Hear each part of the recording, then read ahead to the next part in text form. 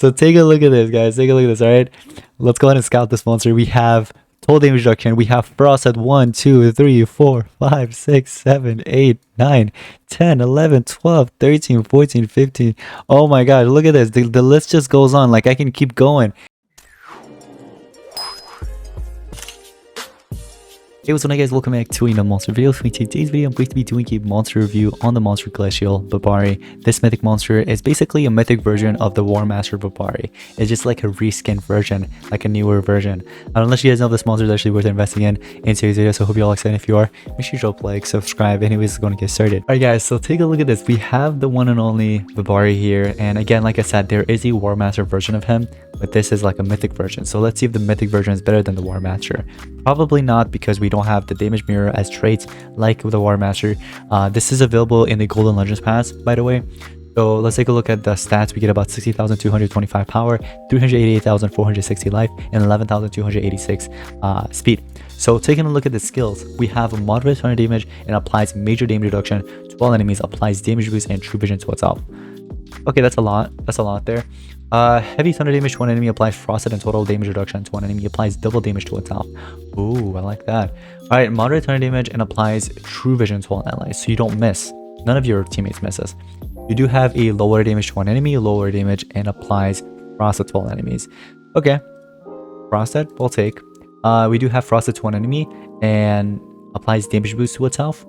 Or you could do a low thunder damage and applies damage reduction to one enemy, true vision to itself, frosted to all enemies, and then obviously damage reduction.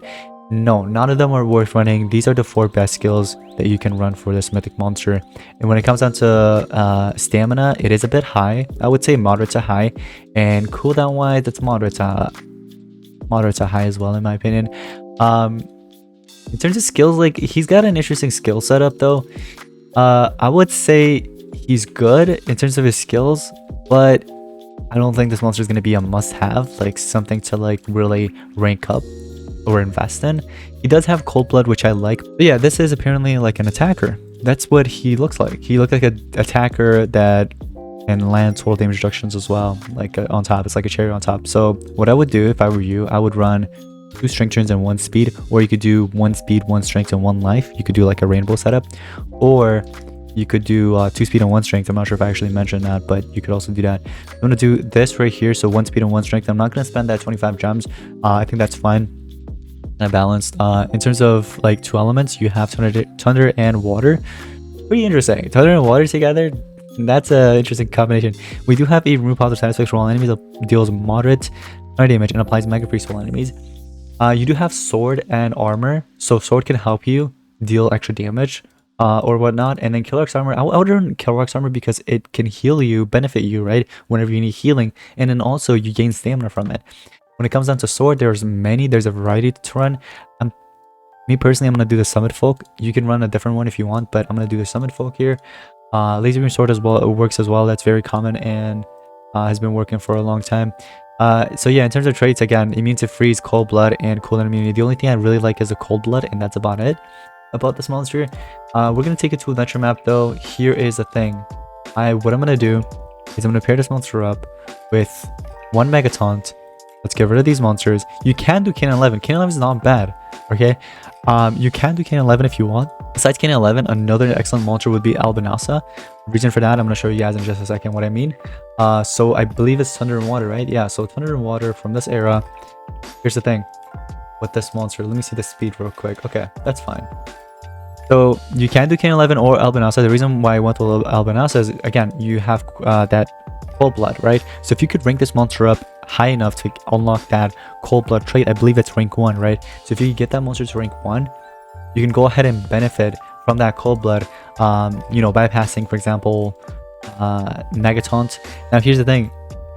An issue that I can see, some of you guys probably don't care about this, but I'm going to mention it anyways.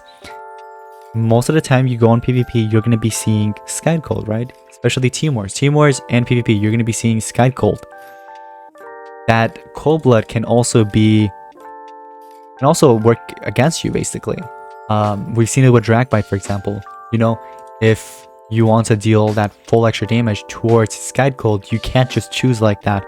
you have cold blood, it's gonna go through it, so you're gonna be dealing damage to everybody. You're only gonna be dealing half the damage to Skadkul, if that makes sense. You're gonna be forced to use either the heavy trend damage or well, this is an AoE too, so you're just gonna be forced to use this or the water. Obviously you're not gonna be using the water skill because it's not gonna deal too much damage.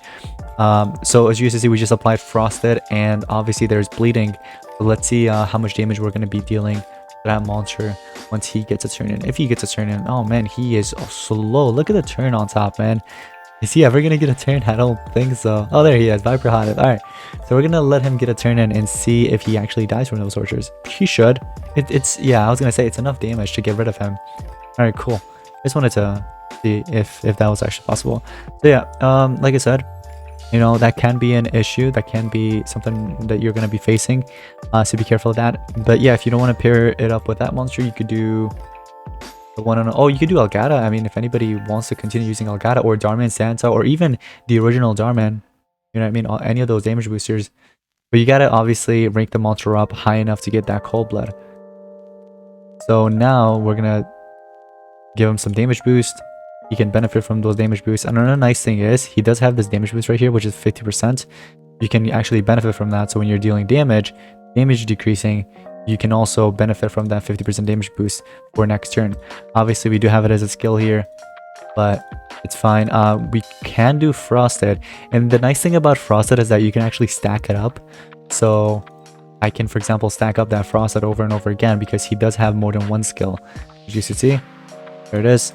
So we have one frosted here, another, and oh my gosh, we have 1, 2, 3, 4, 5. We have 5 frosted stacked up together because of this monster. Oh my gosh. All right, we got our ultimate, but I'm not gonna use, sure, let's use our ultimate. Sure. All right, that's fine. And since you got the turn, look at that. We do have true vision, so precision is doubled. That means we won't miss. So you can just deal your damage.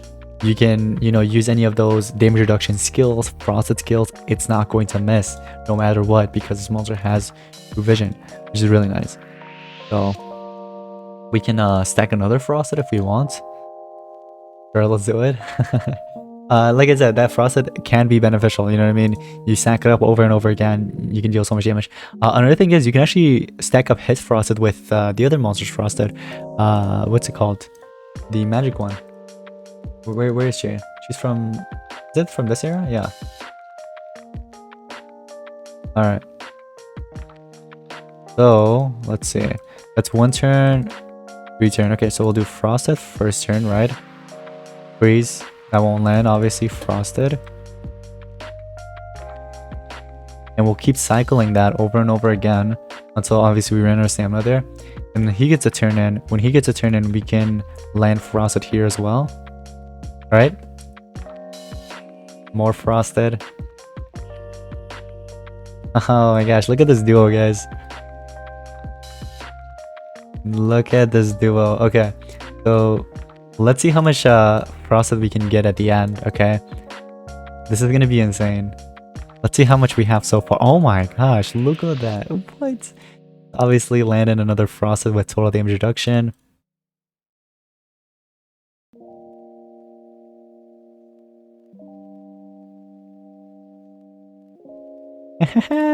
That's crazy, man. That is crazy. Keep stacking up those frosteds. Oh, okay. Well, we ran out there, so it's fine. Oh, this is gonna be like an insane list right now. Like the amount of frosted we have applied so far. I don't think there's like a maximum amount. I believe you can apply as much as you want, right? Obviously, we can do more if we were running, for example, the relics, right? But it's fine. Look at the turn orders on top. That's like huge enough, I feel like. Yeah, we can't land anymore. Obviously, we have to charge up. Hey, this is nuts. The list is gonna be crazy right now. Like, this is gonna be the most frosted that anyone has ever applied to like a monster. This is gonna be nuts, man. Oh man. Oh, this is nuts. Oh my gosh.